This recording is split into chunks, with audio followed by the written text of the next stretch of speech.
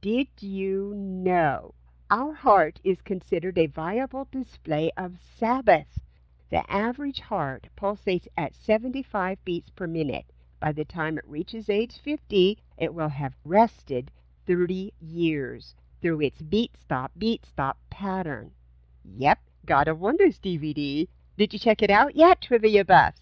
And no, I have not been solicited to advertise it. I just found it and love it, and so will you. Now, so setting the atmosphere of comprehension for the principle of the spoken word, I want to explain a bit more on why I choose to share the principles most exclusively and of their vital place in our lives. Do you remember we talked about the gales of circumstances and how they tend to come at us in short blasts incessantly once we commit to changing our thoughts? For me, before I understood the truth of those words, I had the constant feeling of being unsettled. I knew enough of the principles by then to live my life properly and advance confidently in most areas of my life. I knew how to live harmlessly and kept in the practice of it, for it was definitely not perfected, but greatly improved, and I knew my potential as a business person. Knowing money is a necessity as a means to progress on this globe, I targeted the building of my business vision and strove to put into living example the knowledge and wisdom now at my beck and call through the principles. Before I leave this lifetime, I wanted greatly to leave that legacy for all humanity, not just my children and grandchildren. Yet gales of circumstances did indeed bombard me one after another, and seemed to be trying to thwart that goal. That was a desire of my heart written in my diary 5 years ago. I recognize now that the priority was not the bringing to fruition the vision, but was instead the intent of perfecting my soul through the details, seen and unseen through the living out of those circumstances. More urgent indeed was the awakening of my innate possibilities, through which the success, even as my soul prospers, principle unfolds. It was of no matter that my ultimate goals in the working out of the vision steps were intended to stimulate humanity into remembering their own innate possibilities. While the plan appeared quite noble, it was as child's play in comparison to the ultimate goal of God's vision. To that goal, I realized I must embrace the gales of circumstances with childlike glee. The journey's the thing, my soul perpetually reminds me.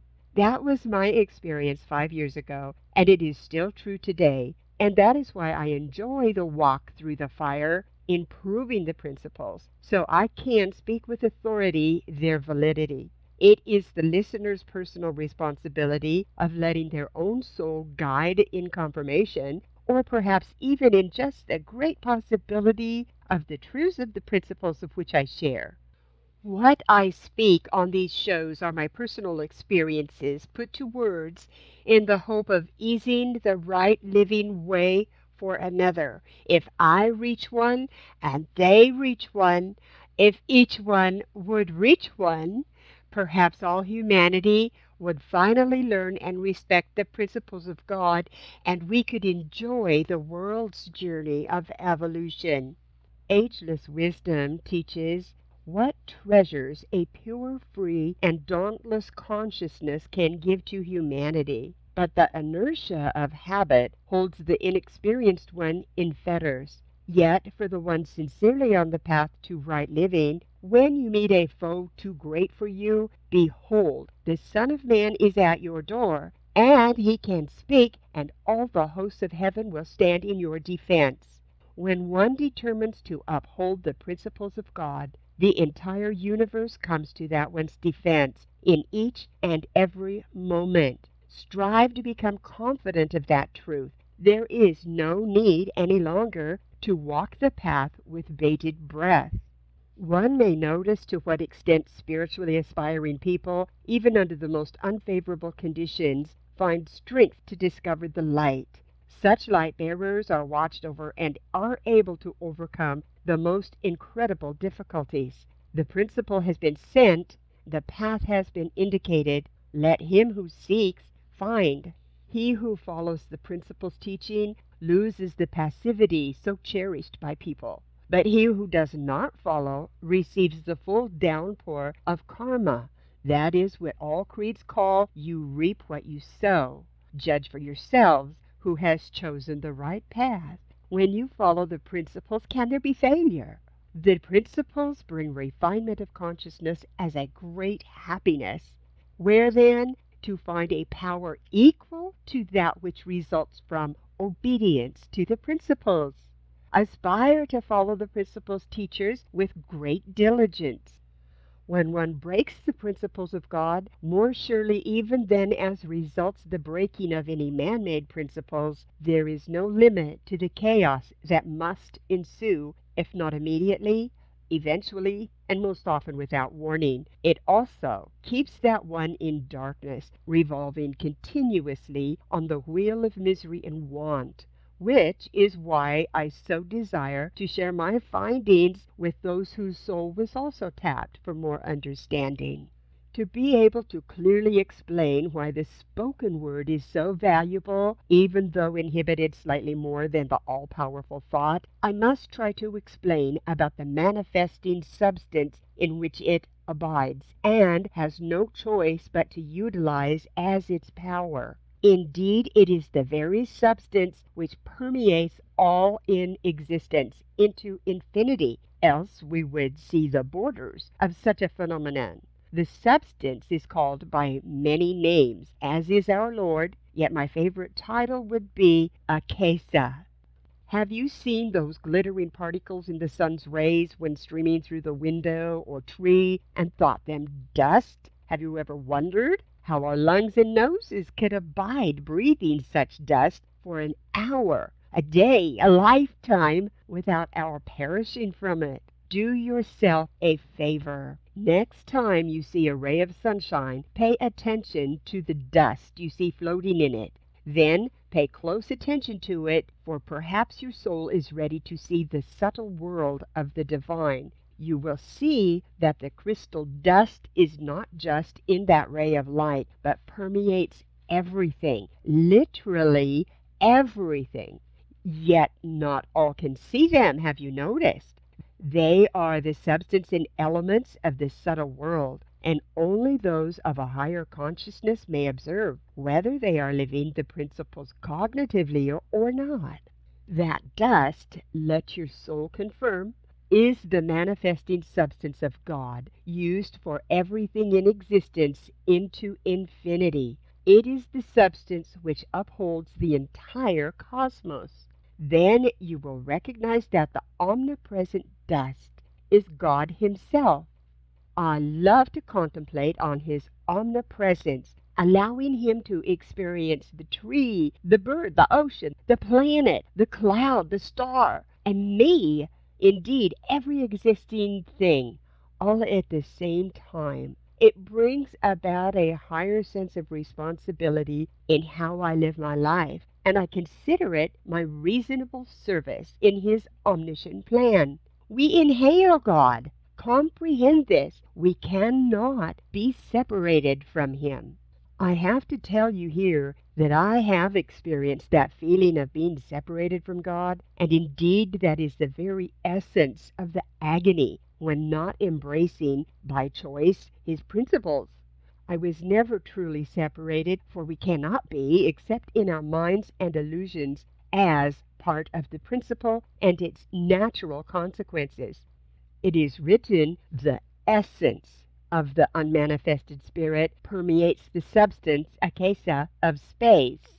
The minute spheres of the elements are of dazzling beauty, and besmirching them is like destroying a wonderful flower. Beware, the sower of thought gathers the harvest. The consciousness of space, akesa, permeates the brain substance. This process cannot be demonstrated and it cannot be measured. Akesa permeates all. It is my belief that with an understanding of those statements by those great ones who speak with authority, it stands that we are gods, as it says in Psalms 82:6, and by the very fact that our bodies and minds and all the illusions of earth and the cosmos are of the same substance. As we embrace this knowledge, we are able to manipulate without hypnotism or mysticism the substance, even to the washing of our minds of the thoughts we no longer wish to battle. Habits are changed, wrong beliefs are vanished, illnesses are cured, and poverty becomes estranged from the human race. Wash your mind, you say? Well, let me explain this. Wash your mind simply by splashing the surrounding granules, that would be the akasa, the divine crystal dust, over your face and head as you would with water on a hot day. Though your form, your body, does not inhibit the cleansing flow of this substance. You are using the very same elements to wash with as that which makes up your body. Picture that which you want removed and let the divine dust wash out those thoughts, behaviors, and doubts as it replaces with new substance and healing. Be ever diligent, though, to keep the mind renewed with pure and worthy knowledge. Expect results, and keep alert for subtle changes which may be steps to the execution of your action. You can do this often. Be cautious not to reject them. Remember, do not imprison your answer to prayer. It is written, the akasa is not merely one element among others, it is a fundamental element, the ultimately real dimension of the cosmos. It is what, in its subtle divine aspect, underlies all things, and in its gross physical aspect becomes all things. As we fuel the manifesting crystals with our benevolent or our thoughtless words, contemplation of this element's presence throughout this planet and the cosmos, as much as we are able to attend, will strengthen the soul's aim in this your soul perfection process. Now, this brings me to the principle of the spoken word, while it is still so closely intertwined with the principle of thought. We have read that God even hears when the tiny sparrow falls. It confirms my profound belief that the words we speak and the thoughts we think are carried upon those permeating crystals as abruptly as a match to kerosene, instantly pervading all infinity with their blessing or refuse. Ponder on that statement. Likewise are our prayers sent into the creating substance, manifesting through the very existence of each crystal that universal and perpetual storehouse of creation. Gratefully, upon recognition of this principle, and in effort to change lowly behaviors, those true to the teaching of the principles are made aware that, even as instantaneous as is that action of a match to kerosene, the positive and worthy thought is even more powerful and quick, able to cancel the wicked word or thought when the desire to do so is sent out. Catch the importance of that statement. If you have ever felt the hounds of hell breathing down your neck for the regret of words spoken in haste, recognize the power, therefore, of united mantrams. Those are specific prayers, and their canceling effect on multitudes and eons of thought refuse which has been inhibiting humanity's evolution. We must recognize and embrace the principles of both thought and word responsibility. Most especially, be aware of the power of words on children. 1 hour of quality talk can change a child's life forever. To live in the principles of God is to recognize you are and live as one with God. On being one with God, does it help to remind you that we are all sons of God, as in Father, Son, and Holy Spirit, the universal Mother? As that member of the family, it is inherent in us to be therefore perfect. And as in any royal family such as this, there are the obedient and the disobedient, yet all are loved and provided resources, principles equally. What they choose to do with them is their free will. To live as that soul, one with God, we must be diligent to practice specific directives. Yes, more homework here. Rather soul work. Got your pen and paper? It will also be in the transcript you'll find on my website, amritanicolemarketing.com. The directives are as follows. 1. Ban self-centeredness. 2. Take no credit. 3. Meditate the good for others first. 4. Overcome lack of anything. That there's a biggie. 5. See others as souls in the perfection process. And that means A. Be sensitive and strive always to be aware of others' spirits and needs. B. Live harmlessly in words, thoughts, deeds, and actions, reactions. Remember, we are each an opportunity liaison, and it is a reciprocal process led by the principle of do unto others. We must strive not to miss any opportunity to assist another on their sojourn, lest we have to wait another age, 2,500 years, to repair. Set up today in words, thoughts, and deeds for others first what you would have for tomorrow.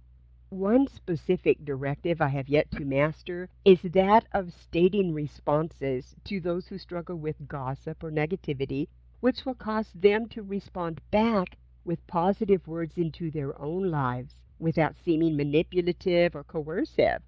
Sometimes I just give up trying, for some are extremely impregnated with the insistence of chaos and drama in their lives, and flat out tell them to stop. Let's change those nasty words coming out of your mouth.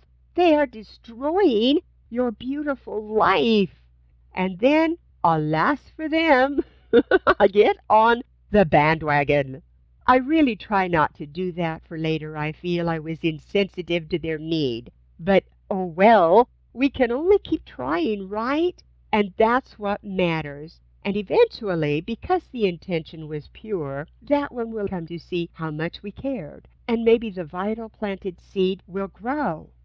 The other reason for stopping such a speaker of damaging words is for the sake of all mankind. For remember, those words fly into the cosmos, wreaking havoc among the energies which rule our planet and humanity. In allowing the verbal flow of decay to continue, thinking it a kindness in offering a sympathetic ear, it makes us instead an accomplice. Practice simply excusing yourself kindly, wishing them the best, and removing yourself from the snare. As you do so, remember to send out a prayer for that one who has yet to be freed and who is one with us all.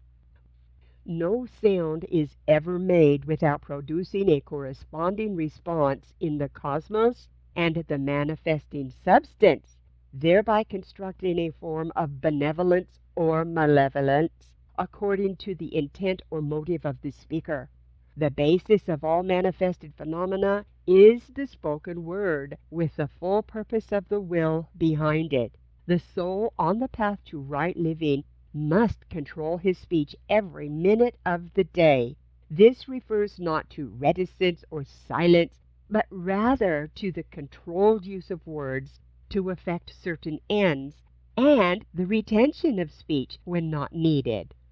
Because words clothe thoughts, thereby limiting the entirety of a thought or idea, and our present mental incapacity to comprehend, there can never be an entire truth in the spoken or written word. Only when telepathic communication supersedes speech and writing will the plan and technique of its expression be grasped in clearer and precise interpretation.